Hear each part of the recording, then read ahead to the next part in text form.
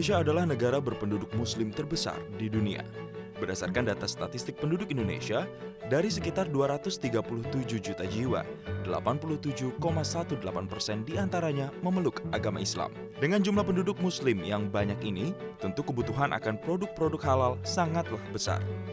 Berdasarkan hal tersebut, produk-produk yang mengajukan sertifikasi halal juga terus meningkat seiring dengan banyaknya permintaan produk.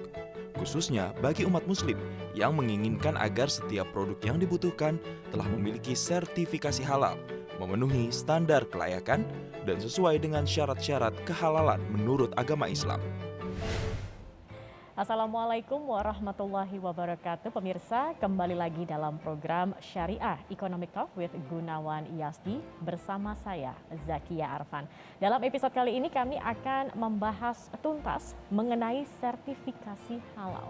Seberapa penting sertifikasi halal, siapa saja yang harus melakukan, dan bagaimana prosedurnya. Dan telah hadir di tengah kita tentunya sudah ada Mas Gunawan Iyasdi di sini, dan juga ada Bapak Ahmad Umar, Kepala Pusat Pembinaan dan Pengawasan Jaminan Produk Halal BPJPH Kementerian Agama Republik Indonesia, serta juga Ibu Muti Arintawati, Direktur Eksekutif Lembaga Pengkajian Pangan, Obat-obatan dan Kosmetika Majelis Ulama Indonesia. Assalamualaikum warahmatullahi wabarakatuh. Pak Umar, Ibu Muti, apa kabar, sehat? Alhamdulillah, waalaikumsalam warahmatullahi wabarakatuh. Mbak Zakia. Alhamdulillah sehat. Alhamdulillah, di tengah pandemi seperti saat ini, imun tubuh merupakan yang terpenting. Semoga Pak Umar dan Ibu Muti juga selalu sehat-sehat. Nah, sesuai tadi yang saya sampaikan ini, Pak Umar dan juga Ibu Muti serta pemirsa, bahwa kita akan membahas terkait dengan sertifikasi halal. Saya ingin ke Pak Umar. Pak Umar, dengan negara mayoritas penduduknya adalah Muslim, begitu ya. Seberapa pentingnya kah atau seberapa perlunya kah sebenarnya sertifikasi halal ini sebenarnya, Pak? Baik, terima kasih Mbak Zakia. Kalau bicara seberapa penting sertifikasi, sesungguhnya yang penting itu halalnya. Sertifikasi itu akibat. Jadi yang pokok itu bagaimana makanan, minuman, kosmetika, dan lain-lain yang beredar di Indonesia itu dijamin halal. Persoalannya adalah tidak semua orang bisa membedakan makanan dan minuman yang beredar di masyarakat antara makanan yang halal dan yang tidak halal. Lalu disitulah perlunya ada sertifikasi halalnya itu oleh MUI, keluarlah keputusan halal, baru BPJPH mengeluarkan sertifikatnya. Jadi ini dua lembaga yang nggak bisa pisah, harus bersama-sama. Nah, dari sinilah kemudian maka pertanyaan mengapa perlu, seberapa penting, sangat-sangat penting, sangat-sangat perlu supaya orang bisa membedakan ini makanan halal, ini minuman halal, dan ini yang tidak halal. Baik. Begitu Mbak Zakia. Baik. Jadi memang penting sekali ini, terutama bagi konsumen begitu ya, bahwa mereka mendapatkan ketenangan saat mengonsumsi atau menggunakan produk-produk yang sudah berlabel halal. Tetapi juga ini Ibu Muti, sempat juga ada statement begitu dari Wakil Presiden yang mengatakan jika produk itu thayyib, maka baru diproses halalnya. Nah, bagaimana kemudian halal dan thayyib ini menjadi satu kesatuan? Dan juga bagaimana produk yang kemudian dikategorikan halal tetapi tidak thayyib begitu? Bu Muti. Ya, baik. Halal dan thayyib itu kan perintah ya dari dalam Al-Quran itu untuk mengkonsumsi produk itu memang halalan thayyiban. Jadi halal dan thayyib itu harus bersama-sama. Jadi artinya kalau satu produk itu misalnya diproduksi menggunakan bahan-bahan yang halal semua, tapi begitu diproses ternyata menjadi satu produk, ternyata misalkan produk itu ternyata tidak baik begitu ya, itu artinya tidak thayyib. Maka kemudian tentunya produk ini ya tidak bisa juga menjadi disertifikasi halal begitu. Atau sebaliknya, produk itu diproduksi dengan berbagai macam ingredients ya, dengan bahan baku, kemudian bahan tambahan, bahan penolong yang sangat berkualitas, bergizi tinggi, tapi dan hasilnya ternyata produknya memang berkualitas, dari sisi thayyibnya terpenuhi. Tetapi kalau ternyata ada bahan, meskipun sedikit sekali bahan yang terkandungnya itu ternyata ada yang tidak halal, maka produknya menjadi tidak halal. Untuk konsumen Muslim ini harus selalu bersama-sama halalan toyiban. Oleh karena itu sejak dulu anak kami LPPOM MUI itu sudah didirikan sejak 1989 dan kami sudah mulai mensertifikasi di tahun 1994. Itu kami juga selalu memperhatikan hal ini. Jadi memang dari sisi MUI-nya, dari sisi LPPOM kami fokus dari sisi kehalalannya, tapi untuk toyibnya itu kami sejak dulu itu bekerja sama dengan lembaga pemerintah yang berwenang. Ya dalam hal ini dengan Badan POM ya, karena produk-produk yang beredar di Indonesia itu harus terdaftar di Badan POM dan harus memenuhi kriteria tertentu yang tentunya inilah kriterianya ke arah dalam kelompok kriteria toyib. Nah, jadi begitu itu sudah terdaftar di Badan POM, atau misalnya untuk perusahaan-perusahaan kecil itu memiliki misalnya sebagai contoh saja izin edar yang disebut dengan PIRT ya untuk perusahaan-perusahaan UMK.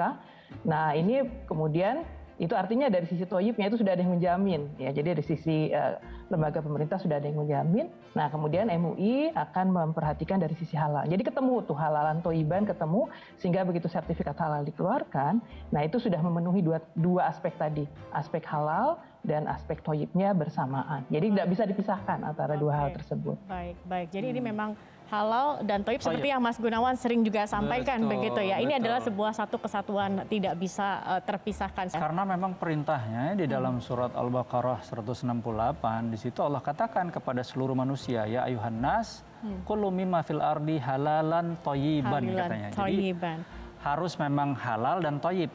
Dan itu memang diperuntukkan untuk semua.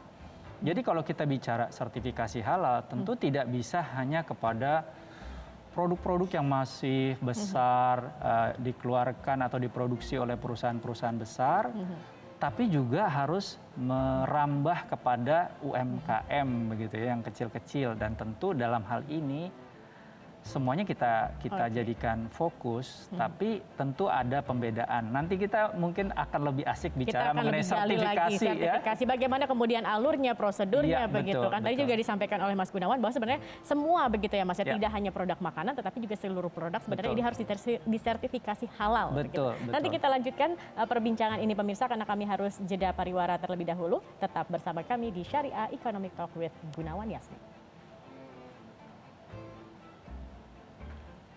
Bagi yang usaha mikro kecil, nggak usah takut karena nggak berbayar. Dan nggak usah takut lama karena prosesnya dipersingkat, disederhanakan.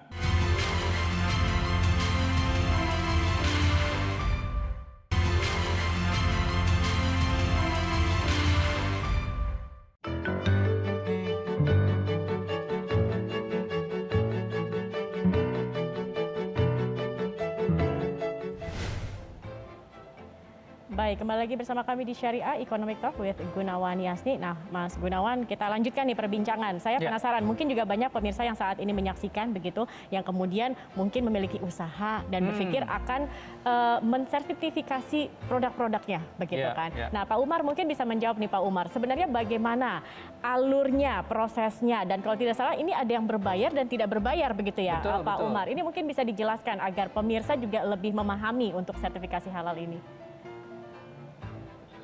Baik, Mbak Zakiyah, Mas Gunawan. Jadi mengurus sertifikat halal ini ada yang berbayar, ada yang nggak berbayar.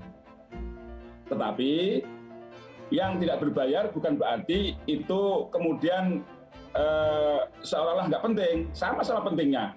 Hanya pemerintah memberikan kelonggaran, keluasan, kesederhanaan dalam mengurus usaha-usaha kecil, mikro, yang sederhana, yang telah memiliki syarat-syarat tertentu, mereka boleh melakukan self-declare, lalu hasil pendampingan dari PPH itu kita serahkan ke MUI untuk diteliti, diperiksa. Kalau sudah betul, baru mereka MUI mengeluarkan fatwa, lalu BPJBA mengeluarkan sertifikat halalnya. Berbeda dengan usaha-usaha yang kompleks, yang sulit. Maka ini harus melalui LPH, ada lembaga khusus yang meriksa, sehingga memerlukan proses yang agak panjang. Nah, Untuk yang self declare ini memang sebetulnya PMA-nya sedang diproses dan ini dalam taraf finishing. Kami akan usahakan untuk melakukan sosialisasi yang lebih masif setelah nanti PMA keluar. Kami akan gandeng kampus, gandeng ormas, utamanya MUI, pesantren, sekolah, madrasah, untuk kita melakukan sadar halal dan kepada pengusaha-pengusaha juga sadar untuk melakukan sertifikasinya. Bagi yang ekonomi, yang usaha mikro kecil, nggak usah takut karena nggak berbayar. Dan nggak usah takut lama karena prosesnya dipersingkat, disederhanakan. Nah, dengan cara seperti ini diharapkan program-program kita untuk melayani masyarakat usaha mikro kecil, mereka merasa terbantu dan tentu ini menjadi poin penting bagi penyelenggaraan jaminan produk halal karena intinya kita ini menjadi pelayan bagi masyarakat kan gitu. Harapan kita semua produk-produk yang beredar khusus makanan minuman diberi waktu sampai Oktober 17 Oktober tahun 2024 sudah bisa tersertifikasi dengan baik. Tentu bagi yang tidak memenuhi kesempatan ini tentu akan ada sanksi karena ini melanggar Undang-Undang Nomor 33 Tahun 2014 Pasal 56. Nah, dengan begitu insya Allah self declare ini membantu proses yang lebih sederhana, lebih simpel, dan mereka tidak berbayar. Nah, Bu Muti, kalau begitu kemudian sebenarnya bagaimana alurnya di MUI ini sendiri, di LPPOM MUI ini sendiri? Siapa saja kemudian yang terlibat? Tadi kan ada BPOM, kemudian juga tadi dikatakan ini juga kemudian barang-barang ini akan dilempar lagi ke MUI itu begitu untuk sertifikasi halalnya, untuk dilihat lagi, dikaji. Jadi alurnya dan siapa saja yang terlibat ini mungkin bisa dijelaskan nih, Bu Muti, seperti apa? Baik. Jadi di MUI itu ada dua lembaga yang terkait atau terlibat dalam proses sertifikasi halal, yaitu yang satu sebagai lembaga pemeriksanya adalah LPPOM MUI. LPPOM MUI yang melakukan proses pemeriksaan. Jadi dulu sebelum tahun 2014, sebelum keluarnya Undang-Undang JPH pun itu sudah berjalan begitu. Sejak awal didirikannya LPPOM, LPPOM adalah bagian dari MUI, lembaga di bawah MUI yang memang diberi tugas untuk melakukan pengkajian, pemeriksaan, atau kami mungkin secara umum dikenal sebagai audit begitu ya, untuk memeriksa produk-produk pangan, obat-obatan, kemudian kosmetik, kemudian barang gunaan dan sebagainya yang memang memerlukan sertifikat halal. Saat itu sifatnya adalah masih voluntary, sukarela. Nah, sekarang ini kan sifatnya sudah wajib seperti yang diceritakan oleh Pak Umar tadi, sudah mandatori. Nah, LPPOM itu tetap sebagai lembaga, sebagai lembaga pemeriksa. Jadi dalam undang-undang disebut sebagai apa yang disebut dengan lembaga pemeriksa halal atau LPH. Jadi LPPOM saat ini fungsinya tetap sebagai pemeriksa, ya kalau dalam undang-undang itu istilahnya sebagai LPH. Nah, alurnya bagaimana? Jadi kalau sudah dilakukan pemeriksaan, jadi kami sudah melakukan pemeriksaan, kemudian dari sisi dari laporan auditor itu sudah clear semua, begitu ya, sudah jelas bahan-bahannya, tidak ada lagi yang perlu dipertanyakan, proses produksinya juga sudah memenuhi persyaratan dari segi fasilitas produksinya memenuhi persyaratan, kemudian juga ada sistem jaminan yang memang diterapkan oleh perusahaan, sehingga dalam masa berlakunya sertifikat halal itu memang perusahaan bisa memberikan garansi lah bahwa proses itu akan berlangsung secara berkesinambungan dan memastikan produknya selalu halal. Nah, ini kalau sudah terpenuhi kemudian akan dilaporkan. Jadi tahap berikutnya, jadi LPPOM akan melaporkan, demikian juga kalau saat ini ada LPH yang lain, itu membuatkan laporan, menyerahkan laporan kepada Komisi Fatwa. Nah, jadi di Komisi Fatwa inilah dilakukan kajian lagi, jadi kami laporkan, kemudian dilihat lagi dari sisi syariahnya. Nah, disinilah ketemu, jadi dua sisi teknis tadi, scientific judgment ketemu dengan sisi syariah. Itu yang kemudian akhirnya diputuskan kalau ternyata sudah memenuhi semua oleh Komisi Fatwa, kemudian diputuskan bahwa produk tersebut sudah memenuhi persyaratan dan bisa dikeluarkan. Kalau dulu MUI langsung melakukan sertifikat halal, nah saat ini dengan Undang-Undang JPH maka Komisi Fatwa outputnya adalah yang disebut dengan ketetapan halal. Nah, dengan ketetapan halal inilah baru kemudian BPJPH akan mengeluarkan sertifikat halal. Seperti itu alurnya. Baik. Nanti kita gali lebih dalam lagi, Ibu Muti. Tapi Mas Gunawan, terkait dengan tarif, sebenarnya tarif ini juga sudah ditentukan begitu ya oleh Kementerian Keuangan. Nah, tetapi apakah tarif ini sendiri seperti apa kemudian perannya dalam laju pertumbuhan ekonomi syariah di Indonesia? Mas Gunawan nanti dijawabnya setelah kita jeda pariwara berikut ini. Pemirsa tetap bersama kami di Syariah Economic Talk with Gunawan Yasni. Memang tugas utama LPPOM adalah melakukan pemeriksaan dan pengujian.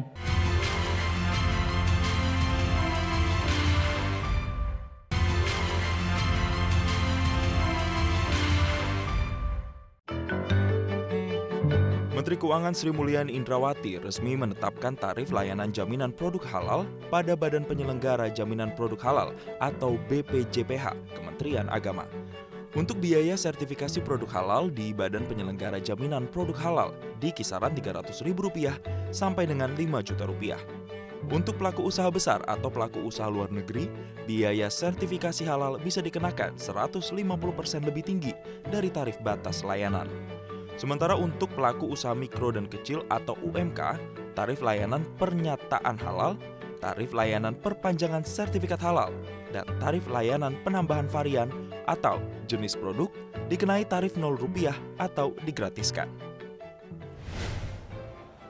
Baik, kita akan lanjutkan perbincangan di Syariah Economic Talk with Gunawan Yasni terkait tema kita mengenai sertifikasi halal. Tadi sebelum jeda iklan, saya sempat bertanya ke Mas Gunawan. Mas Gunawan, jadi tarif ini seberapa penting kemudian perannya dalam pertumbuhan ekonomi syariah di Indonesia nih, Mas? Ya, jadi kenapa Kementerian Keuangan sampai ikut juga ya menetapkan soal tarif sertifikasi halal, itu karena terkait tadi dengan peraturan pemerintah yang mengharuskan tahun 2024 itu untuk makanan dan minuman itu, event yang dijual di UMKM itu ya semua harus sudah tersertifikasi halal. Dan tarifnya buat yang tadi, yang kecil-kecil sampai ke mikro itu bisa 0 gitu ya. Tujuannya lagi-lagi adalah kan kita ingin di tahun 2024 kalau bisa sebelum 2024 kita menjadi pusat ekonomi dan keuangan syariah dunia termasuk industri halal. Kenapa termasuk industri halal? Karena industri halal inilah yang istilahnya diistilahkan itu oleh Pak Wapres, kalau lembaga keuangan syariah, lembaga perekonomian syariah itu adalah bis-bisnya, maka industri halal ini adalah penumpang-penumpangnya. Jadi kalau mau besar, kalau mau jadi center gitu ya di tahun 2024, syukur-syukur sebelumnya itu harus dua-duanya besar. Dan sertifikasi halal sampai kepada UMKM, mikro ya, itu memang diperlukan. Oke, baik. Kita sudah membahas dari tadi tarifnya, sistem alurnya begitu ya. Sekarang saya ingin bertanya kepada Ibu Muti terkait dengan audit, Bu. Ini kan LPPOM juga bertindak sebagai audit begitu ya, Ibu Muti ya. Nah, kemudian bagaimana ini proses mengauditnya hingga mengeluarkan sertifikat halalnya? Ya. Memang tugas utama LPPOM adalah melakukan pemeriksaan dan pengujian atau kita kenal sebagai proses audit. Jadi tahapannya itu pertama setelah perusahaan mendaftar melalui BPJPH, kemudian masuklah ke LPPOM MUI. Kami melayani melalui ada sistem online begitu yang kami sebut dengan Serol. Itu adalah sistem yang sudah kami bangun sejak 2014. Kemudian semua informasi yang diberikan, kami minta informasi mulai dari tentunya nama perusahaan, kemudian alamat pabriknya ada di mana, nama pabriknya, kemudian nama produknya, jenis produknya apa, kemudian bahan-bahan yang digunakan beserta semua dokumen-dokumen pendukung dari masing-masing bahan tadi, dan kemudian juga termasuk bagaimana mereka bisa memberikan jaminan bahwa mereka akan bisa menjaga kehalalan produknya jika sudah mendapatkan sertifikat halal. Itu kami lakukan terlebih dahulu pemeriksaan. Jika sudah memenuhi standar minimal yang kami lihat cukup, maka kemudian dilakukanlah proses audit. Proses audit ini dilakukan langsung ke lokasi produksi, di mana auditor itu harus melihat betul, apakah memeriksa dengan betul bahwa memang semua yang disampaikan tadi dalam pendaftaran itu memang sesuai dengan apa yang ada di pabrik. Nah, setelah dari situ auditor akan kembali dan memberikan laporan kepada LPPOM MUI. Jadi hasilnya itu dilaporkan, Ya, kami punya rapat begitu ya, rapat auditor yang kami lakukan setiap minggu untuk mendengarkan laporan-laporan dari auditor, dan kemudian dari situlah yang saya sebut tadi scientific judgment akan dinilai begitu ya, dari sisi teknisnya, dari sisi ilmiahnya, apakah memang sesuatu yang dilaporkan tadi memang sudah memenuhi persyaratan. Ya, jadi auditor ini harus paham dari sisi teknis, kemudian juga paham dari persyaratan fatwanya. Nah, itu kalau sudah memenuhi, kemudian ada satu lagi yang kami lakukan, yaitu adalah proses pengujian laboratorium. Nah, ini diperlukan tidak di setiap produk. Jadi tidak semua produk itu harus melalui proses laboratorium, hanya produk-produk tertentu saja. Kalau sudah bisa dibuktikan memang memenuhi persyaratan dari sisi pengujian, maka baru kemudian kami ajukan ke Komisi Fatwa. Nah, LP POM sendiri sudah kami memiliki laboratorium halal yang sudah terakreditasi. Ya, jadi kami tidak perlu bekerja dengan pihak lain, tapi kami cukup menggunakan laboratorium yang ada dimiliki oleh LP POM MUI sendiri. Terima kasih banyak Bu Muti. Dan berikutnya saya ingin bertanya nih ke Pak Umar nih, BPJPH Pak. BPJPH bekerja sama dengan LP POM MUI, ya kan? Tadi ada Bu Muti katakan Komisi Fatwa. Nah, saya rasa nih sampai tahun 2024 maksud saya, itu yang diperlukan kan adalah meningkatkan literasi halalan toyiban. Nah, ini apa-apa saja Pak yang sudah dilakukan? Karena kalau di negara non mayoritas Muslim itu naik tuh literasi halalan toyiban ya, produk-produk itu permintaannya bertambah. Nah, bagaimana nih di negara kita supaya naik nih Pak, supaya 2024 bisa oke gitu? Begini Mas, pada dasarnya orang itu melihat konsumen. Negara-negara yang minoritas Islamnya, mereka kan mengetahui bahwa mereka yang berkunjung ke negara itu kan rata-rata orang Muslim. Lah, Muslim kita itu kalau sudah di luar negeri, ternyata mereka lebih hati-hati memilih makanan. Karena merasa di tempat yang Muslim yang kecil, khawatir yang dia makan tidak halal. Justru sebaliknya, ketika di negeri sendiri mereka merasa bahwa ini negara yang mayoritas Muslim, sehingga mereka meyakini bahwa makanan yang dimakan halal, dianggapnya halal. Padahal belum tentu. Itulah tantangan kami, Mas, bahwa literasi, edukasi, dan promosi halal ini justru kami akan lebih dahulukan kepada konsumen. Oke, konsumennya dulu, kalau di literasinya tinggikan ya Pak ya? Sudah melek halal, sudah mengerti, membandingkan mana yang halal, mana yang haram, lalu setiap mereka berbelanja, mereka makan, mereka beli souvenir apapun, mereka milih yang halal, nanti lama-lama produsen juga akan berusaha untuk menyajikan yang halal, karena kalau nggak halal dia nggak laku. Nah, saat ini memang kami sedang menyiapkan beberapa program, misalkan nyusun buku panduan halal, lalu lomba-lomba milenial halal, bicara tentang halal. Targetnya ya ini anak-anak muda milenial bicara tentang halal, nanti kita akan ada akademi halal begitu, supaya masyarakat paham bahwa hal ini tidak sekedar memenuhi kebutuhan asasi manusia saja, tetapi justru ini merupakan bagian dari ketaatan kita sebagai bangsa yang taat pada hukum, memenuhi kita turuti undang-undang, sehingga nanti kita akan menjadi orang yang paripurna, yang sempurna. Tadi Bu Muti mengatakan ya makan yang halalan dan thayyiban. Tambah lagi mubarokan. Baik, nanti kita lanjutkan kembali. Ini semakin seru begitu Mas Gunawan, tetapi sayangnya kita harus jeda terlebih dahulu. Kami akan kembali sesaat lagi, tetap bersama kami di Syariah Economic Talk with Gunawan Yasni. Daging korban itu harus asuh. Asuh itu aman, sehat, utuh, dan halal.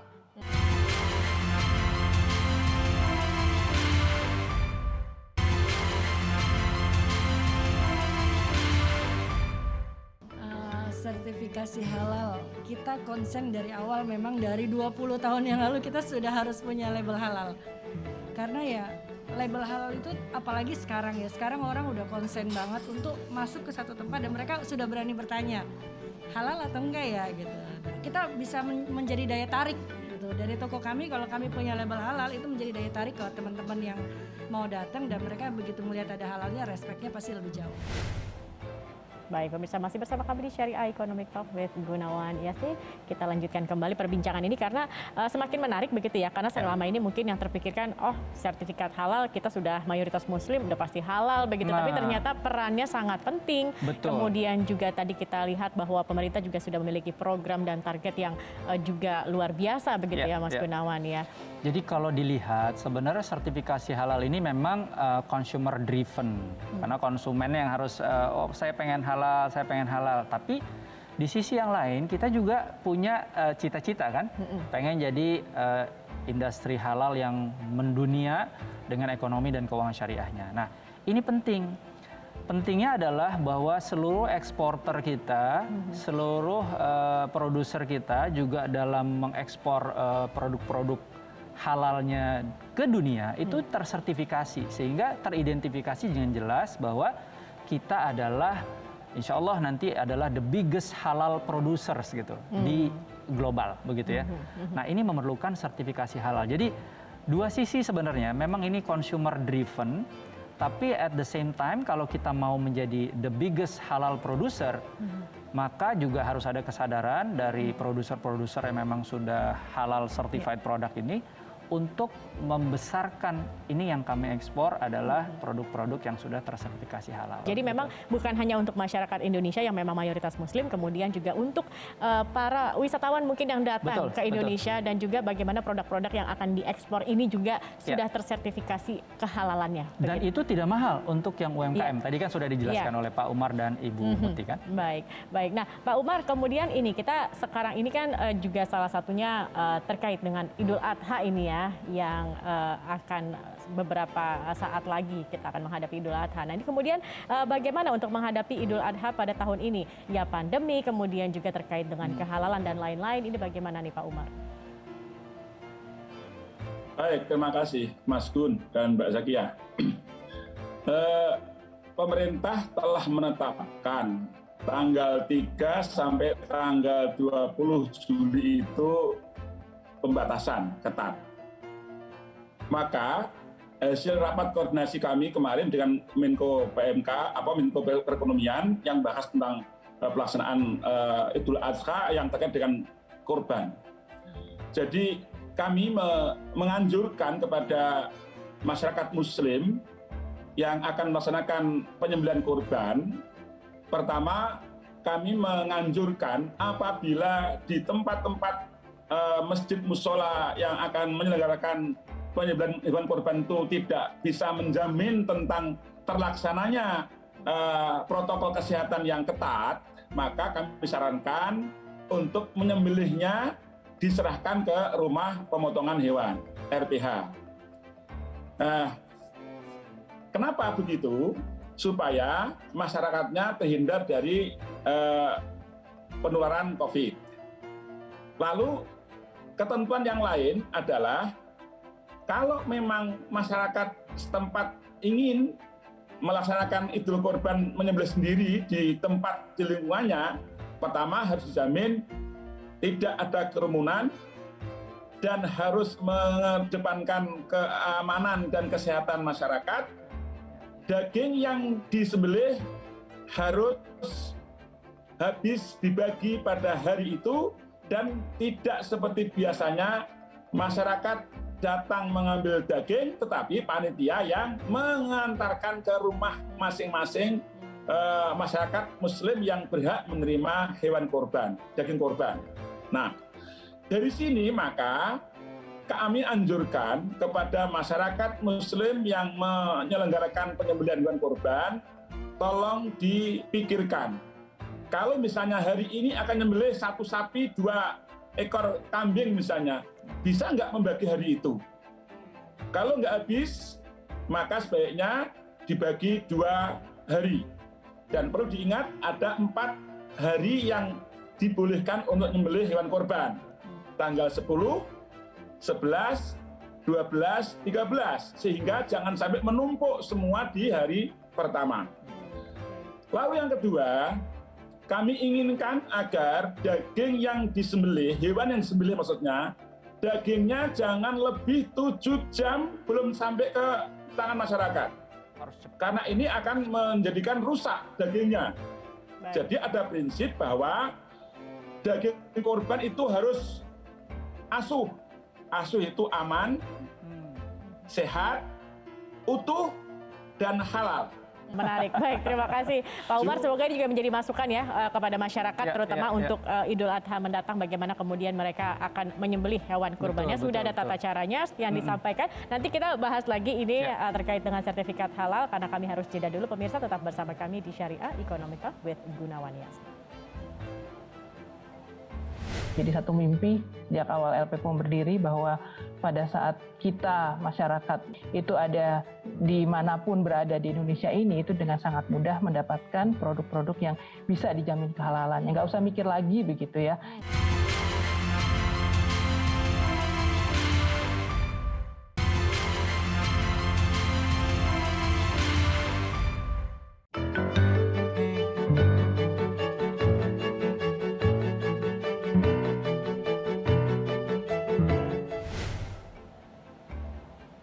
Baik pemirsa, masih bersama kami di Syariah Economic Talk with Gunawan Yasni, dan kita sudah sampai di penghujung segmen terakhir ini. Mas Gunawan, saya ingin langsung ke Ibu Muti. Ibu Muti, tadi kita sudah banyak sebenarnya berbicara mengenai manfaat begitu, tapi mungkin Bu Muti bisa lebih menjelaskan lagi terkait apa sebenarnya akan didapatkan oleh umat dengan kemudahan layanan dari sertifikasi halal ini, Bu.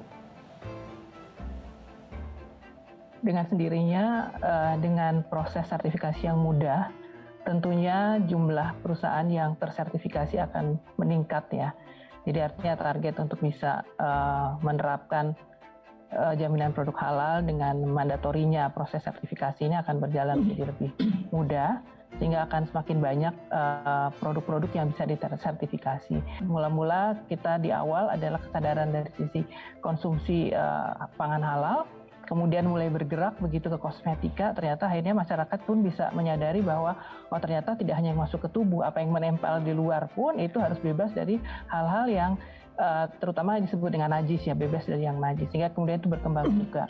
Nah kemudian setelah itu berkembang juga dari sisi produk-produk atau barang-barang gunaan sebagai bahan pendukung, dan juga obat, itu belakangan ini juga semakin meningkat dengan setelah diterapkannya implementasi Undang-Undang Jaminan Produk Halal. Kita harapkan ke depan yaitu menjadi satu mimpi sejak awal LPPOM berdiri bahwa pada saat kita masyarakat konsumen muslim Indonesia itu ada dimanapun berada di Indonesia ini, itu dengan sangat mudah mendapatkan produk-produk yang bisa dijamin kehalalannya. Nggak usah mikir lagi begitu ya. Jadi dengan adanya logo halal tercantum dalam kemasan, tentunya masyarakat nggak perlu mikir lagi, cukup melihat logo halalnya dan mendapat keyakinan bahwa produknya itu sudah bisa dijamin kehalalannya. Dan tentunya dengan kemudahan ini tidak berarti kemudian menjadi dari sisi substansi halal, nah itu menjadi juga seperti dimudah-mudahkan. Tentunya tidak mengharapkan itu terjadi. Jadi tetap dari sisi prosesnya yang lebih mudah, tetapi dari sisi jaminan bahwa secara substansi itu halal dan haram tidak bisa ditawar-tawar. Tujuannya ada tentu yang utama adalah memberikan kemudahan bagi masyarakat untuk mendapatkan produk halal. Amin. Baik, Masya Allah. Baik, Ibu Muti, terima kasih. Dan Pak Umar tadi kan banyak sebenarnya program yang sudah dilakukan ya, bahkan untuk Idul Adha aja sudah menjalankan program sosialisasi. Kemudian juga kesadaran masyarakat akan membuat program-program. Kemudian apa sebenarnya yang akan menjadi target yang diharapkan begitu oleh pemerintah terkait dengan sertifikasi halal ini? Target kita adalah ingin menjadikan halal Indonesia ini untuk masyarakat dunia. Karena secara mayoritas kita Muslim Indonesia ini adalah Muslim terbesar di dunia. Kita ingin sasar minimal populasi masyarakat Muslim Indonesia ini bisa menjadi modal utama untuk menjadikan dunia ini halal secara umum, masyarakatnya cinta halal. Nah, dari sini kita harapkan jangka pendeknya adalah untuk makan minuman selesai di Oktober tahun 2024. Setelah itu baru menyasar ke kosmetik, dan lain-lain, barang gunaan. Jadi BPJPH bertugas, berkewajiban untuk memastikan bahwa makanan yang halal jelas halalnya. Tidak ada maksud sedikit pun dari makanan yang tidak halal menjadi halal, bukan itu. Jadi tugasnya BPJPH ini beda dengan KUA. Kalau KUA itu menghalalkan dari yang tidak halal, tetapi kalau BPJPH meyakinkan bahwa yang halal ini halal, yang tidak halal tetap nggak halal. Jadi ini yang paling pokok. Maka kita harapkan dengan kesadaran halal. Kita punya tagline halal Indonesia untuk masyarakat dunia, sehingga diharapkan dengan halal itu akan timbul kesehatan yang lebih optimal. Dan yang nggak lebih lagi adalah halal diharapkan bisa membangkitkan ekonomi rakyat yang kuat. Dengan begitu insya Allah program halal Indonesia untuk masyarakat dunia ini akan bisa tercapai dengan baik dan ekonomi kita akan menjadi ekonomi yang kuat. Amin. Saya kira gitu, Mbak Zakia. Amin, Pak Umar. Jadi halal Indonesia untuk masyarakat dunia begitu betul, ya tagline-nya. Ya. Nah, ini menarik, Mas Gunawan, mungkin bisa juga membuat kesimpulannya. Jadi kalau orang mengetahui sertifikat halal itu hanya sekedar cap, sekedar logo. Tapi kalau kita lihat dari diskusi kita sepanjang ini, ternyata di balik itu banyak sekali filosofinya, maknanya, kemudian juga prosedurnya dan lain-lainnya. Ini hanya bukan sekedar logo yang tertempel halal begitu ya. Jadi sebenarnya sertifikasi halal ini ya adalah untuk menjamin 9 dari 10 pintu rizki yang kita lakukan, yaitu perdagangan terutama, perdagangan, produksi yang terkait dengan muamalah, tijarah begitu, itu benar-benar dapat berkah dari Allah. Caranya adalah dengan mensertifikasi apapun yang kita jual, apapun yang kita produksi, tarifnya memang beragam dari yang kalau perusahaan besar tentu besar, bahkan ada yang digratiskan untuk yang UMKM begitu.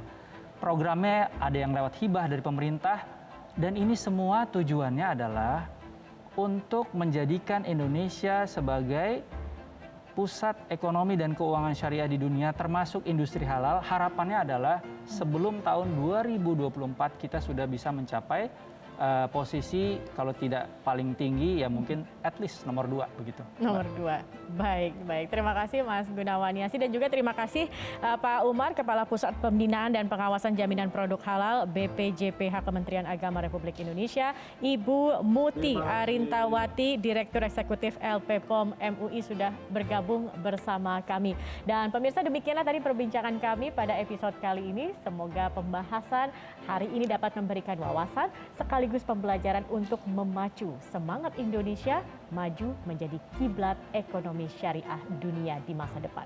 Saya Zakia Arfan beserta teman-teman yang bertugas pamit undur diri. Wassalamualaikum warahmatullahi wabarakatuh. Waalaikumsalam warahmatullahi wabarakatuh. Mas Gunawan, terima kasih. Makasih banyak. Iya.